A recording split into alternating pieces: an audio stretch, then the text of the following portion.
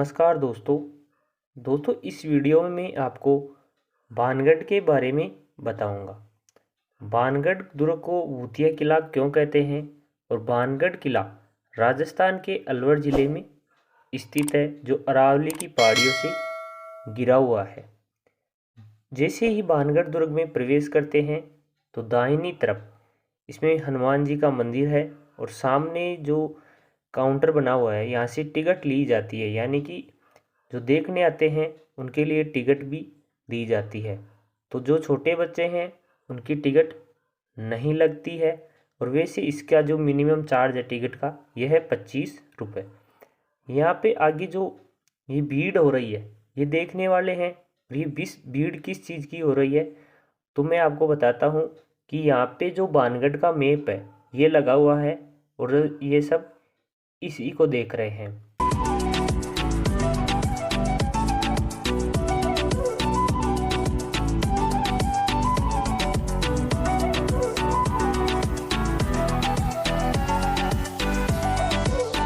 बाणगढ़ के जो प्राचीन नगर था, इसकी स्थापना आमेर के शासक राजा भगवंत दास के द्वारा 16वीं शताब्दी में की गई थी।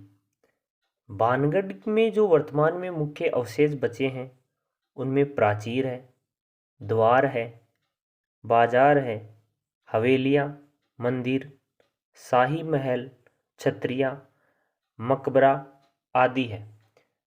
यहाँ पे दोस्तों जो साइड में आप देख रहे हो ये दुकानें हैं और मान्यता यह है कि यहाँ पर जो बाणगढ़ है ये एक ही दिन यानी कि एक ही रात्रि को उजड़ा हुआ शहर मानते हैं।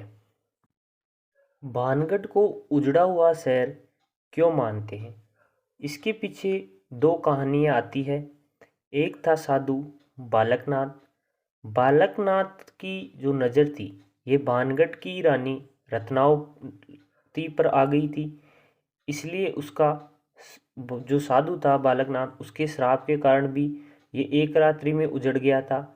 लेकिन एक कहानी और प्रचलित है कि जो जयपुर के राजा थे यहाँ पे दुर्ग बनवाना चाहते थे और यहाँ पर बालकनाथ का जो धूणा था ये था, यानी कि उनकी तपोस्थली थी, तो वो तपोस्थली को छोड़ना नहीं चाहते थे और जयपुर के शासक थे ये भी अपना दुर्ग बनवाना चाहते थे। तो साधु ने कहा आप दुर्ग बनवा सकते हो, लेकिन मेरी जो तपोस्थली है इस पर दुर्ग की छांव नहीं आनी चाहिए। तो इसी कारण भी इसको उजड़ा हुआ शहर क्यों बोलते हैं, क्योंकि जो बाणगढ़ किला बनने के बाद तैयार हो गया था तो साधु की जो तपोस्थली थी वहाँ पर छांव आ गई थी।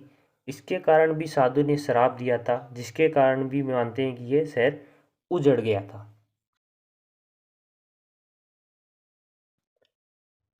आगे चलने के बाद एक और प्रवेश द्वार आता है जिसके 3 गेट बने हुए हैं। इस प्रवेश द्वार के बाद जो दुर्ग है उसका मुख्य परिसर यानी कि उसका मुख्य मैदान शुरू हो जाता है।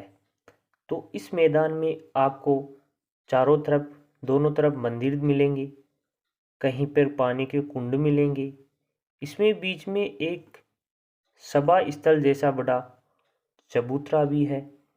आप जो सामने की तरफ देख रहे हो यह है बाणगढ़ का मुख्य प्रवेश द्वार, यानी कि इसके बाद आप बाणगढ़ के दुर्ग है उसमें प्रवेश कर जाओगे। वर्तमान में बाणगढ़ में कौन कौन सी चीज़ें हैं और कौन कौन सी चीज़ें नहीं हैं मैं आपको बताता हूँ।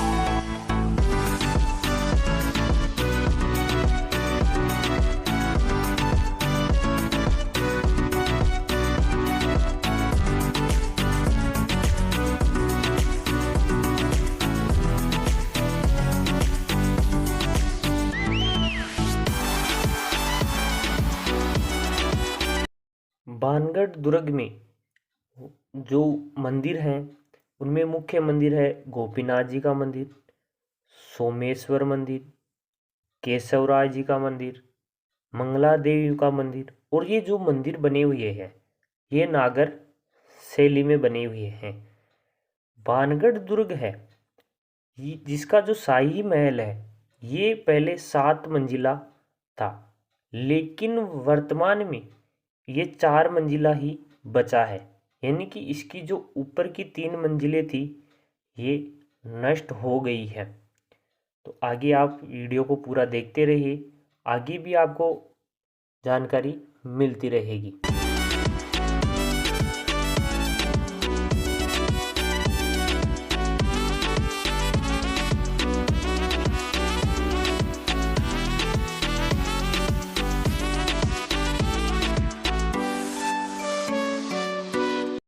किले में जैसे ही प्रवेश करते हैं उसके बाद एक के बाद एक द्वार आते जाते हैं और उनका परिसर आता जाता है। यानी कि ये पहली मंजिल है और उसका परिसर है। इस परिसर में देख सकते हो कि एक तरफ पत्थर गिरे हुए हैं, तो इसकी तबाही यही मानते हैं कि जो बालकनाथ ने उजाड़ा था, यानी कि उनके श्राप से उजड़ गया था, उसी के कारण हुआ था। फिर उसके बाद दूसरी मंजिल पर जैसे ही प्रवेश करते हैं तो दूसरी मंजिल पर भी आपको नज़ारा इसी तरह का देखने को मिलेगा। लेकिन जो भानगढ़ दुर्ग है, जो जिसकी पूरी बस्ती थी, ये 3 सुरक्षा प्राचीरों से सुरक्षित की गई है।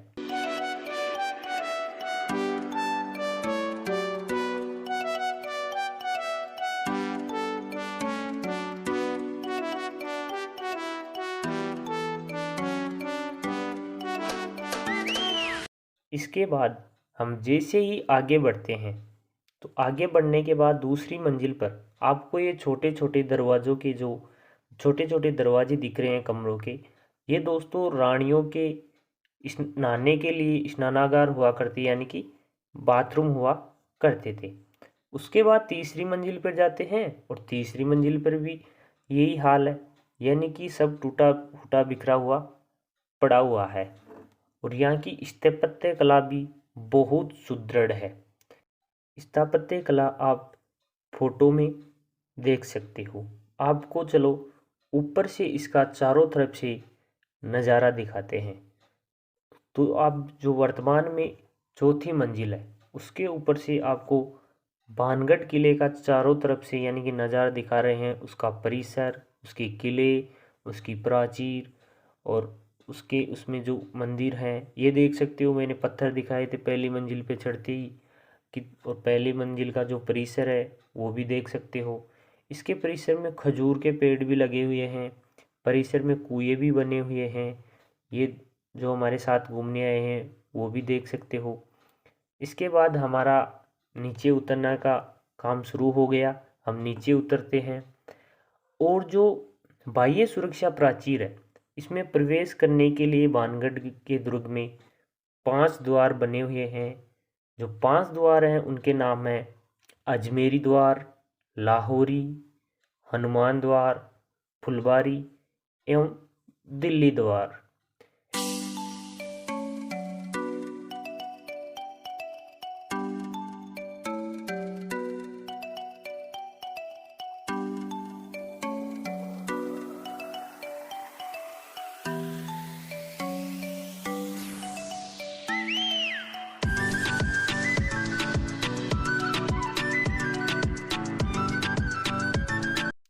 किले में ऊपर घूमने के बाद हम आ जाते हैं इसके परिसर में यानी मैदान में, और इसके परिसर में घूमते हैं और यहाँ पर विदेशी सैलानी भी घूमने के लिए आते हैं।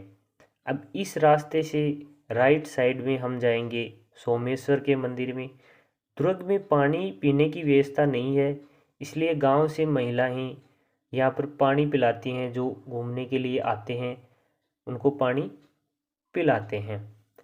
उसके बाद यहाँ पे जो मेन गेट है इसका, वहाँ पे बच्चों को, जो हमारे सर थे वो बच्चों को दिखा रहे हैं कि किसने बनवाया किसने नहीं बनवाया। उसके बाद हम राइट साइड में जाते हैं तो राइट साइड में हमें एक तो पानी का कुंड मिलता है बड़ा सारा।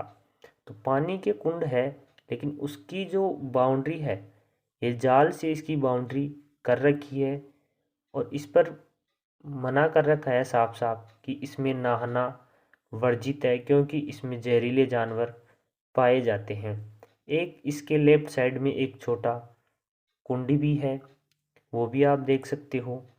फिर इसके बाद हम चलते हैं, आगे बढ़ते हैं, और आगे बढ़ने के बाद हम करते हैं एक मंदिर में प्रवेश, जो सोमेश्वर है यानी कि महादेव का मंदिर है, जिसमें महादेव का शिवलिंग रखा हुआ है और उसके सामने एक नंदी महाराज की पत्थर की मूर्ति बनी हुई है।